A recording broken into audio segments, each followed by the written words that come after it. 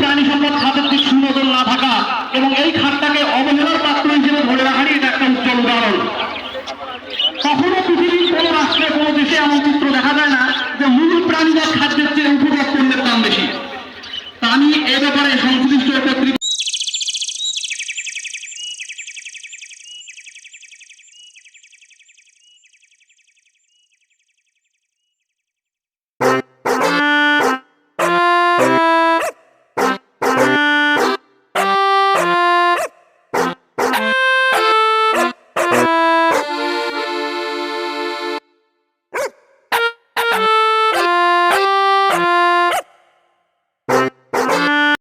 মাঠ সহকারী 4200 জন life service provider নিয়ে গঠিত সর্ববৃহৎ প্রকল্প প্রাণী সম্পদ ও ডেইরি উন্নয়ন প্রকল্প।